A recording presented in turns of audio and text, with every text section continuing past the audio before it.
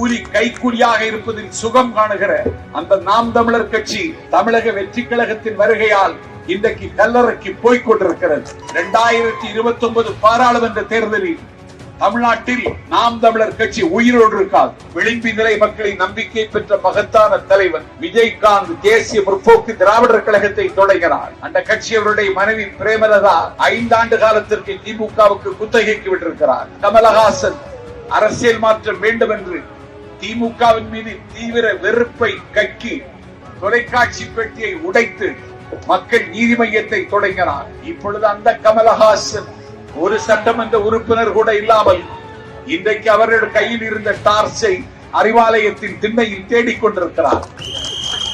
அந்த கடமையை செய்வதற்கு தான் நாம் தமிழர் இயக்கம் என்று தமிழ் தேசியம் பேசினான் ஒரு சில்லறை பெயர்.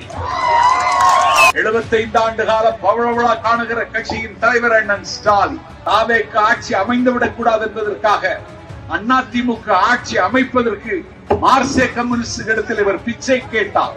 இன்றைக்கும் இந்த ஆட்சியை கவிழ்க்க முடியும் என்று பேசுகிறீர்கள். 6 மாதத்தில் தாவேக்கு ஆட்சிக்கு முடிவு வந்துவிடும் என்று அண்ணன் ஸ்டாலின் பேசுகிறார். அவருடைய சற்புத்திரன் உதவா நிதியாக இருக்கிற உதயநிதி உளறி கொட்டுகிறார். 6 மாதத்தில் ஆட்சி எப்படி கலைந்துவிடும்? 7 தலைமுறைக்கு இனிமேல் உங்கள் ஆட்சி தமிழ்நாட்டில் வராது. வருவதற்கு நாங்கள் தமிழ்நாட்டு மக்கள் அனுமதிக்க மாட்டார்கள். அவ்வளவு பெரிய திருடர்கள் நீங்கள். சூர்யா பொன்முடியினுடைய கல்வி நிறுவனம் உன் அப்பன் வீட்டு பணமா? நீ இதே விழுப்புரம் வீதியில் மது குடித்து விட்டு தெருவில் கிடந்த நாட்களை நான் அறிவேன். நீ கள்ளச்சாராயம் குடிக்கிறவன். கள்ளச்சாராயம் வாங்கி குடிக்கிறதுக்கே காசு கொடுக்காத காபோதி நீ. உனக்கு எப்படி சூர்யா இன்ஜினியரிங் காலேஜுக்கு படம் வந்தது? ஏவா வேலி என்று ஒருவன் ரொம்ப அழகாக இருப்பான். ஆண்டுதோறும் நடைபெறுகிற ஆணழகன் போட்டியில் அவன் தான் தங்கப்பதக்கம் வாங்குகிறான். நான் இந்த விழுப்புரம், திருக்கோவிலூர், கள்ளக்குறிச்சி, சங்கராபுரம் போன்ற இடங்களில் நான் உரையாற்றக்கூடாது என்று திமுக ஆதரவு நிலைப்பாட்டில் நான் மேடையில் முழங்கிக் கொண்டிருந்த காலத்தில் இங்கே ஒரு மண் திருடன் இருக்கிறான். அவன் பேர் பொன்முடி. இந்த மண் திருடன் நாஞ்சில் சம்பத்து விழுப்புரத்திற்கே வரக்கூடாது என்று ஒரு உத்தரவை பிறப்பித்து நான் இங்கே வரவிடாமல் அவன் வைத்திருந்தான். அவன் சிறைக்கு போகிற நேரம் நெருங்கி வருகிற நேரத்தில் நான் விழுப்புரம் நகரத்திற்கு உரையாற்ற வந்திருக்கிறேன்.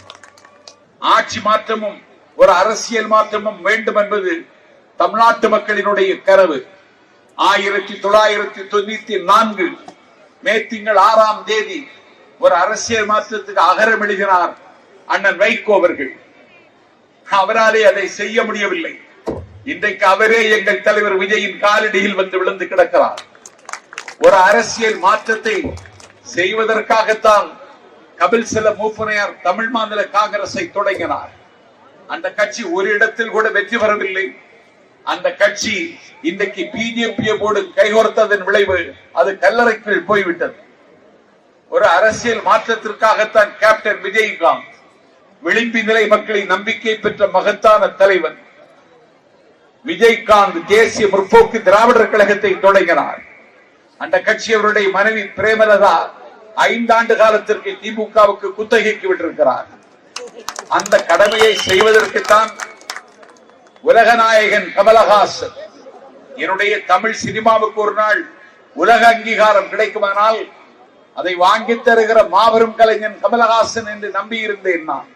அந்த கமலஹாசன் அரசியல் மாற்றம் வேண்டும் என்று திமுகவின் மீது தீவிர வெறுப்பை கக்கி தொலைக்காட்சி பெட்டியை உடைத்து மக்கள் நீதி மையத்தை தொடங்கினார். இப்பொழுது அந்த கமலஹாசன் ஒரு சட்டமன்ற உறுப்பினர் கூட இல்லாமல் இன்றைக்கு அவருடைய கையில் இருந்த டார்ச்சை அறிவாலயத்தின் திண்ணையில் தேடிக்கொண்டிருக்கிறார்.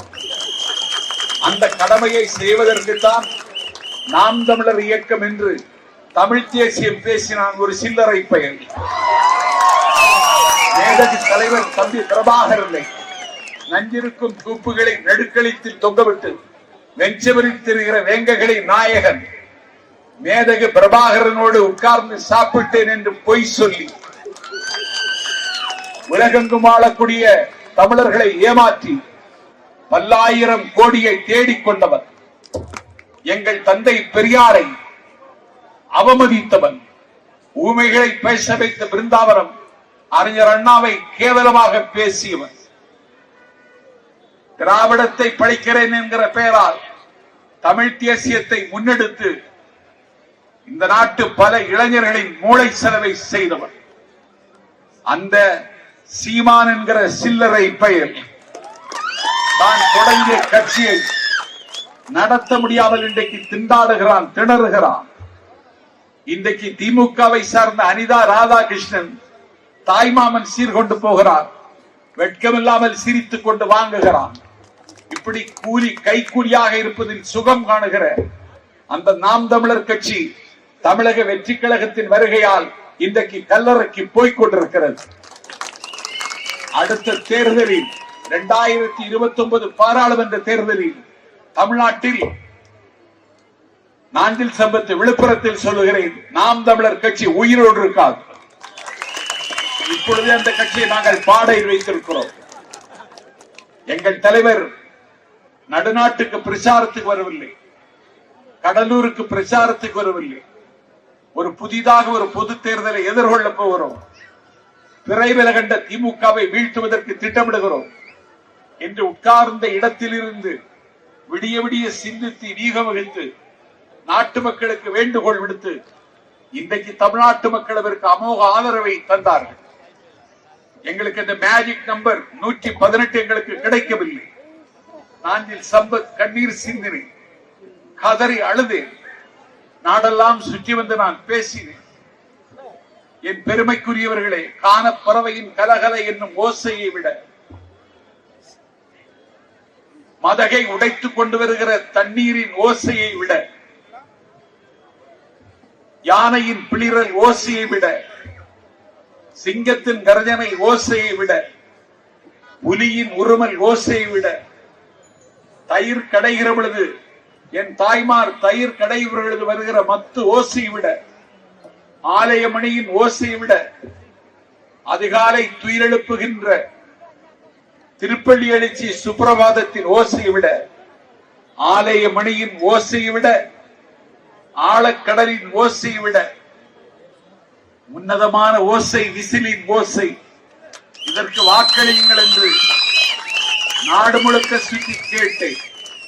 பண்டிகளின் முன்னால் முத்தை சிதறவிடாதேயுங்கள், பரிசுத்தமானதை நாய்க்கு கொடாதேயுங்கள், ஆழ்விற்று பொன் வாங்கியோர் செய்த பூனை ஆந்தைக்கு கட்டி மகிழாதீர்கள், நீள்வெட்ட பொன் மாளிகை கட்டி பேயினை நேர்ந்து குடியேற்றி விடாதீர்கள், செருப்புக்கு தோல் வேண்டி செல்வ குழந்தையை கொன்று விடாதீர்கள், வழியிருக்க குழியில் விழுந்து விடாதீர்கள், கரும்பிருக்க இரும்பை மென்று விடாதீர்கள், கனியிருக்க காயை கவர்ந்து விடாதீர்கள்.